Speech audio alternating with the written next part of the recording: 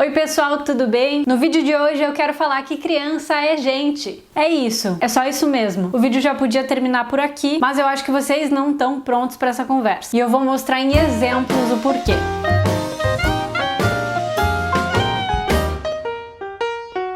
Ai, lá vem a Marina querer dizer como eu tenho que criar. Olha lá, a Marina carrega. Bom, tava eu zapeando no Instagram quando eu vejo uma publicação que no início eu achei, ai, coitadinha. E depois eu pensei, acho que tem alguma coisa errada aí. Já vi isso em algum lugar. E aí saí do banho e vim aqui gravar esse vídeo. Eu tô contando toda essa introdução pra justificar porque eu tô aqui com o cabelo molhado, com essa cara de fantasma. Mas assim, quem quiser me ver arrumada vai lá no Instagram. Quem quiser me ver passando vergonha vai no TikTok. Aqui no YouTube, o que importa mesmo é que eu tenho pra falar pra vocês. E o principal desse vídeo de hoje é dizer que criança é gente, que criança é ser humano, que criança tem opinião, tem vontade, tem querer, tem personalidade, que criança tem sentimento. E não, esse não é um vídeo e esse canal também não é um canal que incentiva criança pode tudo, que depois vira um adolescente pode tudo e um adulto pode tudo, aquela criança criada sem frustração nenhuma. Esse espaço não incentiva isso. Mas a gente também não incentiva que as pessoas sejam violentas com as crianças. E esse vídeo de hoje é pra falar que a gente sim é violenta quando não respeita a vontade e o desejo da criança, ou pior, quando a gente nem pergunta pra ela o que ela quer ou o que ela não quer. Deixa agora já nos comentários me contando quem de vocês tem uma foto aí que o pai ou a mãe tirou naquele lindo álbum de fotografias comendo do seu próprio cocô. Ou então quem passou pela situação de num dia no meio do almoço com a família inteira, a mãe falar assim: gente, a fulana virou mocinha! Traduzindo, a fulana teve sua menstruação pela primeira vez. Ou a fulana viu sair sangue pela sua vagina. Uma situação totalmente assustadora, constrangedora, embaraçosa. Ainda mais para uma criança saindo dessa etapa tão complicada da vida para entrar noutra mais complicada ainda, que é a adolescência. Ou aquele tipo de situação onde a mãe ou o pai fala: abraça a tia fulana. Eu não quero. Criança não tem querer. Bom, meus amigos e amigas, quero lhes informar que sim, criança tem querer. Criança tem querer, sim. E por que é que a gente não respeitar a vontade da criança, seja abraçar a tia chata, é ruim? Por que que isso pode ser ruim? Primeiro de tudo, porque isso vai ensinar a criança que o que ela quer não importa. De uma maneira mais direta, se essa criança estiver exposta a uma situação de abuso, uma circunstância de possível abuso, e ela falar que não, ou ela pensar em dizer que não, ela já vai lembrar de todas as vezes que outros adultos disseram pra ela: criança não tem querer. Então ela vai entender que ela não tem escolha. Então é um passe livre pro abusador na vida dessa criança. E isso é com tantas outras coisas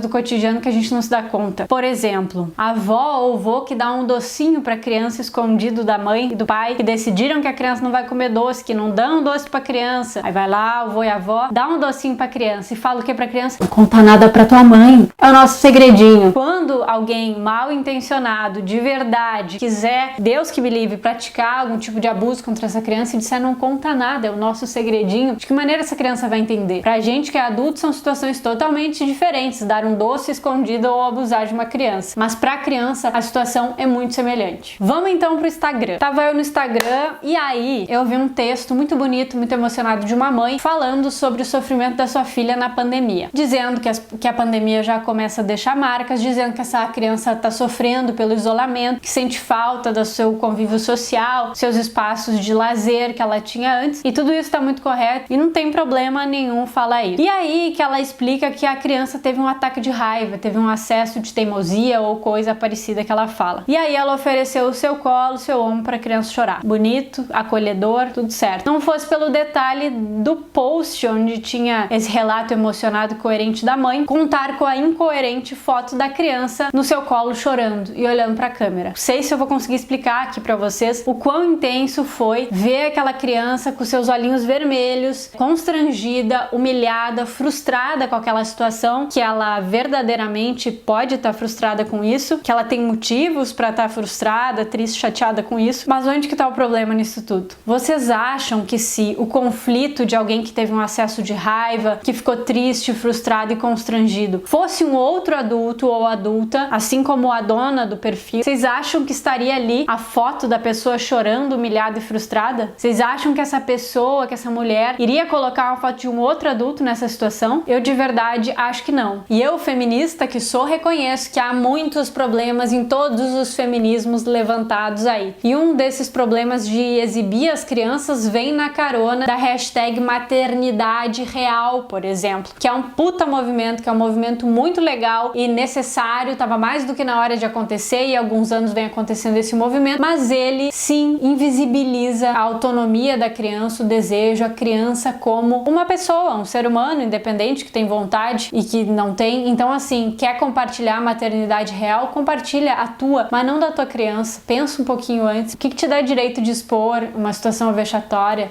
da tua própria criança? A gente tem exemplos a dar com pau em vídeo viral de criança que cortou o cabelo sozinha e ficou chorando depois, ou criança que se assustou com não sei o que. Então assim, pra gente que é adulto pode ser super engraçado, mas pra criança que tá vivendo aquilo naquele momento é a coisa mais aterrorizante do mundo, seja por constrangimento, seja por medo, por susto. É um sentimento legítimo dela ali. O que é que dá direito a nós, adultos, que fazemos uma detenção de um determinado poder sobre aquela criança, de gravar, expor, colocar na internet inteira pra quem quiser ver? Se fosse contigo, tu ia gostar? Eu vejo muitos pais ou pessoas assim da minha idade, adultos ou até pessoas mais velhas, falando que os jovens não saem do computer. Essa gurizada agora só quer ficar no celular, nas redes sociais. Não, quem tá nas redes sociais sem parar são os pais, que talvez eram as gurizadas de ontem, mas que agora têm filhos e que por isso, muito provavelmente, não conseguem separar o público do privado e estão ali expondo seus filhos, expondo intimidades, expondo aquilo que é privado. Eu tenho certeza que se fosse um outro adulto igual a você nessa situação, não teria a foto dessa pessoa chorando, humilhada e frustrada pra ganhar likes ou pra emocionar ou pra pensar como eu pensei num primeiro momento, ai, coitadinha. Eu acho de verdade que os pais sempre fazem as coisas querendo acertar. E eu não sou pedagoga, eu não sou psicóloga, eu muito menos sou coach de criar filhos, eu nem tenho os meus. Mas eu entendo de comunicação, eu entendo de violência, eu entendo de comunicação e violência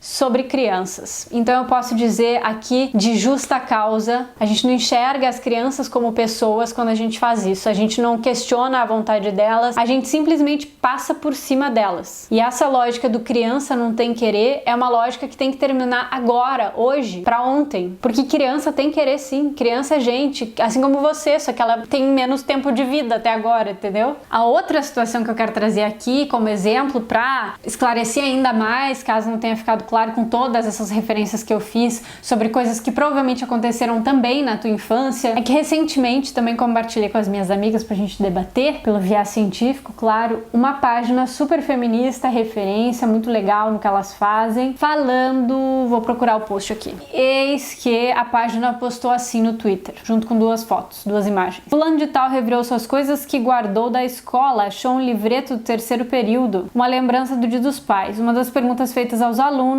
de 4 anos de idade. O que eu não gosto que ele faz? Algumas respostas são de cortar o coração. E aí a página então compartilha algumas respostas, tem umas 30 respostas aqui. 4 respostas estão sublinhadas de vermelho. Criança com o nome censurado diz: maltrate a minha mãe. Outra: quando ele bate na minha mãe. Outra: quando ele bate na minha mãe. E outra: quando ele bate na minha mãe. Entenderam a ideia? Então a página feminista estava dizendo aqui: é horrível que as crianças vejam seus pais batendo nas suas mães. Eu concordo que é horrível também. Só que agora vamos para o detalhe interessante dessa publicação feminista que esqueceu as infâncias. Nomes não censurados. O que eu não gosto que ele faça? Que ele me bata. Que ele se aborreça comigo. Me bater. Que ele briga com o meu irmão. Beber cerveja, entre outros. Todas essas últimas respostas com nomes não censurados das crianças. E aí eu pergunto pra vocês, por que é que a violência contra a mulher, que é horrível e é repugnante e tem que ter fim, impressiona o movimento feminista, mas a violência contra a criança não impressiona ninguém? Por que é que a gente acha que é normal bater numa criança? Por que que a gente fala que ai, velho, chega uma idade que fica igual criança, mas não dá pra pegar pelo braço e botar sentado num canto? Criança dá? Provavelmente sim. Então por que que a gente não se impressiona com a criança sendo agredida pelos pais? A maioria dessas crianças está relatando isso e não tem o seu nome censurado, mas a gente se impressiona com a violência contra a mulher. Todo tipo de violência tem que ser abominado, tem que ser combatido. E a gente naturalizar a violência contra a criança é a gente dizer que ela não tem escolha. É a gente